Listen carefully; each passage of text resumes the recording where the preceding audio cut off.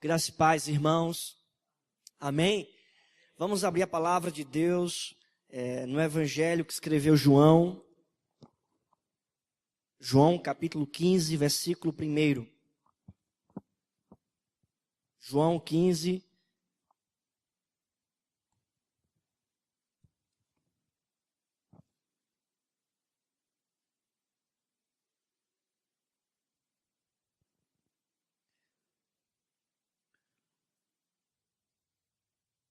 Evangelho segundo João, capítulo 15, versículo 1. Se você encontrou, diga amém.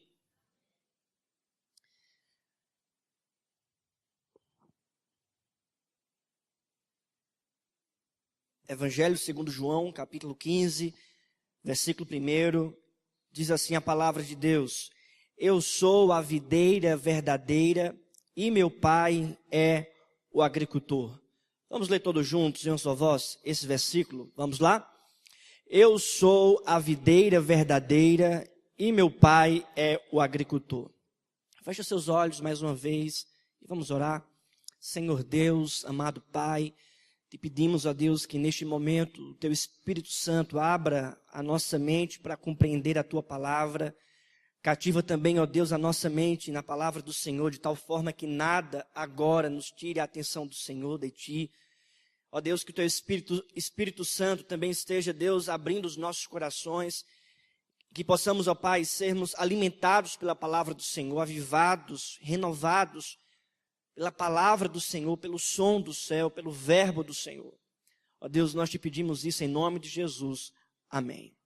Irmãos, quando nada existia, Deus disse: haja luz, e houve luz. Por meio da palavra de Deus, por meio do som produzido por Deus, por meio do verbo de Deus, foi criado todas as coisas. No Evangelho de João, capítulo 1, diz que o verbo estava com Deus desde o princípio. E por meio do verbo, todas as coisas foram criadas. E o verbo estava com Deus. E diz mais uma vez, no capítulo 1 de João, que o verbo habitou entre nós, cheio de graça e de verdade, e vimos a glória de Deus. A glória como da unigênito do Pai. O Novo Testamento diz que essa voz do Senhor, esse verbo de Deus, esse som que criou todas as coisas, foi Cristo Jesus. Cristo é o som de Deus. Cristo é o som do céu. Foi o verbo que criou todas as coisas. Deus criou todas as coisas por meio do seu som, por meio da sua palavra, que é Cristo Jesus. E essa palavra se encarnou e habitou entre nós. O verbo se encarnou e habitou entre nós.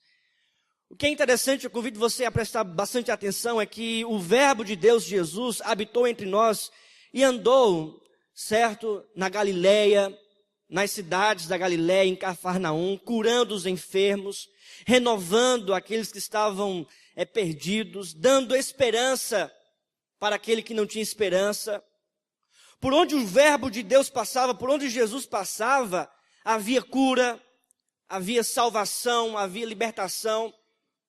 E chegou um determinado momento no ministério de Jesus, que Jesus estava já pronto para ser entregue na mão do alto conselho de Jerusalém e ser crucificado e ser condenado. Só que antes disso acontecer, Jesus chama os seus discípulos mais próximos e nesse momento Jesus disse para os seus discípulos: eu sou a videira verdadeira e meu pai é o agricultor. Um momento já próximo da sua crucificação, ele chama seus discípulos e ele diz: eu sou a videira verdadeira. Eu sou a videira verdadeira. O próprio Jesus aqui, irmãos, o som do céu, o verbo do Senhor, está transmitindo 3 verdades para nós. A primeira verdade é que o som do céu revela a plena satisfação. A primeira verdade é que o som do céu revela a plena satisfação. Jesus diz, eu sou a videira verdadeira. A primeira palavra de Jesus é eu sou. E essa palavra, irmãos, eu sou, faz uma referência à mesma declaração de Deus para Moisés em Êxodo capítulo 3, versículo 14, quando ele diz, eu sou o que sou. Quando Deus chama Moisés para libertar o povo dele do Egito, Moisés pergunta para Deus, e o que eu vou falar para o seu povo quando eu chegar lá no Egito? Diga para eles que o eu sou te enviou. Então essa expressão é também usada aqui por Jesus dizendo, eu sou. Em outras palavras, ele está dizendo que ele é o único Deus, o único Senhor, não existe outro. Mas ele acrescenta dizendo o seguinte, presta atenção, eu sou a videira verdadeira, e agora ele faz o contraste. Ele não diz que é uma videira. Ele não diz assim, eu sou uma videira. E nem muito menos ele diz, eu sou a videira. Mas ele diz, eu sou a videira verdadeira. E aqui Jesus está fazendo um contraste com outras videiras que existiam no mundo. A videira para o povo de Israel, para os judeus daquela época, simbolizava satisfação. Tem um estudioso chamado J.C. Ryle comentando esse texto, que ele diz que a videira era fruto de satisfação, simbolizava satisfação. Porque a videira trazia alegria para a família, a videira trazia frutos, a uva, e por causa da uva havia o vinho que representava também alegria e satisfação para o povo. Por causa da uva, a uva também é transformada em medicamentos, em remédio, que curava algumas pessoas. Então, a videira para o povo daquela época simbolizava satisfação. E aí Jesus chama os seus discípulos e diz, eu sou a videira verdadeira. Ele está dizendo assim, eu sou a satisfação verdadeira que existe. Ele faz o contraste.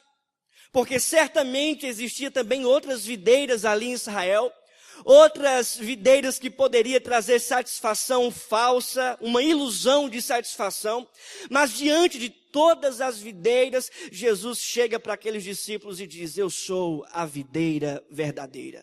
Sabe o que ele está dizendo aqui?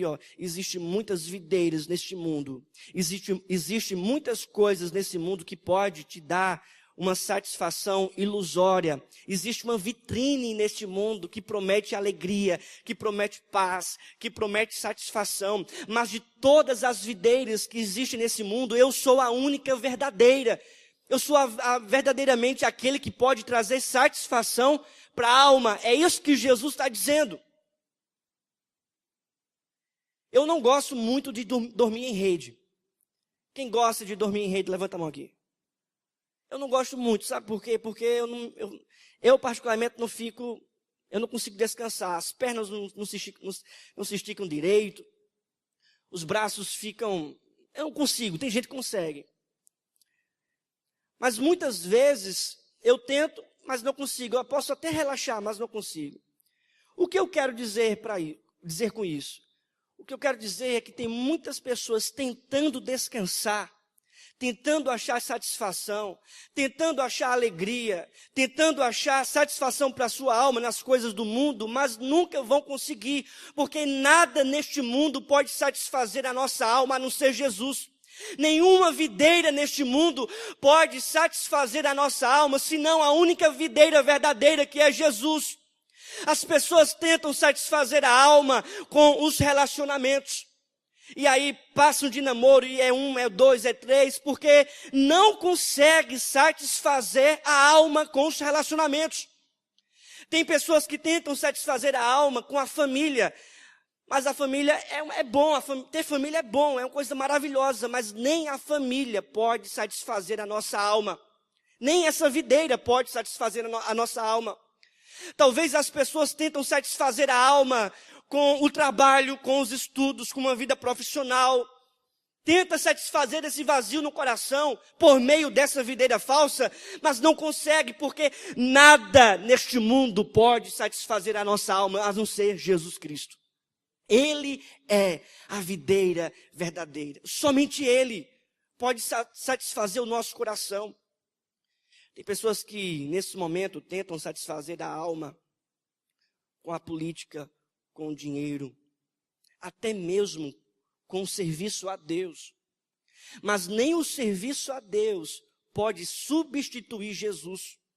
E aí as pessoas tentam satisfazer a alma, sabe, sendo uma pessoa religiosa. Eu tenho que ir para a igreja, eu tenho que ter uma vida de oração, eu tenho que fazer parte de um grupo, eu tenho que estar na programação, tem que ter programação, eu tenho que fazer muitas coisas, eu tenho que estar na igreja, eu tenho que participar de todos os ministérios. Mas eu digo para você, o serviço a Deus, uma vida religiosa, não pode satisfazer a nossa alma, a não ser Jesus. Amém? Orar é muito importante, você participar das programações da igreja também é muito importante, mas essas coisas devem te levar para Jesus. Se essas coisas não te levarem para Jesus, é perca de tempo. Porque Jesus é a única videira verdadeira. Jesus é a única pessoa que pode trazer satisfação para a nossa alma. Amém? Segunda verdade. O som do céu, além de revelar a plena satisfação, o som do céu revela a plena salvação. Interessante que no Antigo Testamento, a videira era sempre uma referência a Israel. Quando lemos, por exemplo, o livro do profeta Isaías, no capítulo 5, versículo 4, diz o texto o seguinte: que mais se podia fazer na minha vinha que eu não lhe tenha feito? É o profeta Israel, o Antigo Testamento, fazendo referência da videira com Israel. No Salmo 80 também faz a mesma referência. Em alguns textos também do Antigo Testamento fazem a mesma referência. E quando nós olhamos aqui para o texto que lemos, João 15, versículo 1, que diz: eu sou a videira verdadeira, Jesus está aqui se colocando também no lugar de Israel. E eu gostaria que você prestasse atenção. Quando o apóstolo Paulo escreve a sua carta aos Romanos, capítulo 3, versículo 19, diz o seguinte: aos que vivem na lei, o diz que para que se cale toda a boca, e todo mundo seja culpável perante Deus, visto que ninguém será justificado diante dele por obras da lei. O apóstolo Paulo está dizendo o seguinte, Israel era essa videira, era essa nação que representava a videira de Deus, mas nem Israel conseguiu obedecer a Deus perfeitamente, nem Israel conseguiu produzir frutos que agradassem a Deus. Sabe o que está acontecendo aqui? Eu gostaria que você prestasse atenção. Israel, o povo de Deus, o povo que foi chamado por Deus, que recebeu os profetas de Deus, que recebeu toda a revelação do Antigo Testamento por meio de Moisés e de outros escritores, inspirados por Deus. O povo de Israel que viu as maravilhas de Deus no deserto, no Egito, em Canaã, na nação de Israel. Esse povo de Deus que tinha o melhor de Deus, que tinha o melhor do Senhor, esse povo de Deus não conseguiu vencer, desobedeceu. Essa videira desobedeceu. Essa videira não conseguiu produzir frutos bons. Aí Jesus chega e diz, eu sou a videira verdadeira. Jesus está representando o povo de Deus. O povo de Deus que é uma videira falsa, uma videira ruim, que não consegue produzir frutos. Aí chega Jesus representando a videira, representando o povo de Deus, dizendo, eu sou a videira verdadeira. Ou seja, ele se tornou nosso representante. Jesus olha para a videira falsa e diz, essa videira não produz frutos. Jesus olha para o povo de Deus e diz, o povo de Deus não está me obedecendo perfeitamente. Mas quando Deus olha para Jesus, Deus vê uma videira perfeita, uma videira verdadeira, que produz frutos bons, agradáveis a Deus. Ele é o nosso representante, de tal forma que Adão desobedeceu, mas o segundo Adão, que é Jesus, obedeceu perfeitamente em nosso lugar. Ele estava nos representando. Quando a luz do céu, quando o som do céu veio até nós, ele veio para nos representar. Ele veio para nos representar diante de Deus. Ele veio para ser a videira verdadeira em nosso lugar. Jesus nos representa, mas Jesus também nos representa na cruz, na morte. Ele morreu em nosso lugar e lá na cruz Ele pagou o preço, Ele pagou todos os nossos pecados, de tal forma que todos aqueles que creem no Senhor Jesus recebem agora a justificação, recebem agora essa videira verdadeira que representa a vida deles. Em outras palavras, Jesus está dizendo o seguinte, eu sou a videira verdadeira e todos aqueles que estão em mim, estes vão dar frutos. Estes serão salvos. Estes serão justificados. É por isso, irmãos, que o som do céu revela a plena salvação. Além do som do céu revelar a plena satisfação, o som do céu também revela a plena salvação. Só existe salvação em Cristo Jesus. Fora dessa videira, longe dessa videira, não existe salvação. Mas em terceiro e último lugar, o som do céu revela a plena intervenção. O som do céu revela a plena intervenção. Jesus está aqui, Jesus se compara com uma videira, mais à frente ele vai dizer, ele compara os seus discípulos com os ramos, com os galhos. E ele diz que todo ramo que está nele, verdadeiramente nele, vai dar frutos. E os estudiosos afirmam que, assim como a videira sustenta os ramos, da mesma forma, é Cristo Jesus que sustenta os seus discípulos. E aqui, irmãos, é revelado a intervenção de Deus. Se Jesus Cristo sustenta a nossa vida, é porque dia após dia Ele vem com a sua intervenção. Se Ele não intervir na nossa vida, a gente vai cair, a gente vai falhar. Mas quando nós percebemos que é o próprio Jesus, a videira verdadeira, que nos sustenta dia após dia, a gente percebe que a intervenção do Senhor vem sobre nós dia após dia. Ele vai dizer, por exemplo, no versículo 3, no versículo 4, permanecei em mim e eu permanecerei em vós. Ou seja, é o próprio Jesus dizendo, eu estarei convosco, eu estarei todos os dias te sustentando. No versículo de número 7, ele diz, se permanecerdes em mim, as minhas palavras permanecerem em vós, pedireis o que quiserdes e vos será feito. É o próprio Jesus se relacionando com seus discípulos, dizendo, eu vou intervir na vida de vocês, eu tenho uma plena intervenção, eu serei aquele Deus que não apenas te salvou, mas serei o Deus que vai intervir dia após dia na sua vida. Amém, meu irmão? É isso que Jesus está dizendo para nós. Sabe por que isso é muito importante para a nossa vida? Porque muitas vezes a gente pensa em um Deus distante, em um Jesus longe, em um Jesus que não intervém na nossa história.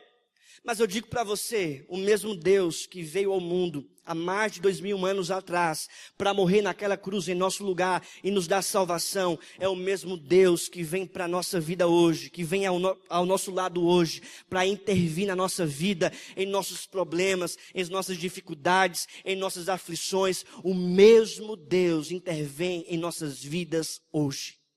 Amém? Ele intervém. É por isso que nós precisamos confiar no Senhor, acreditar em Deus. Existe muitas vezes no meio evangélico uma coisa chamada ateísmo prático. As pessoas não falam isso, as pessoas não expressam isso, mas muitas vezes vivem dessa forma. Elas acreditam em Deus, elas acreditam em Jesus, elas acreditam que o Senhor é o Salvador da vida delas, no entanto, vivem como se Deus não existisse.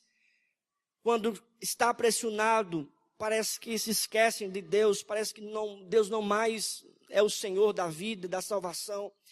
E aí eu gostaria de falar para você que o mesmo Deus que nos salvou é o mesmo Deus que está ao nosso lado dia após dia com a sua intervenção. Amém, meu irmão?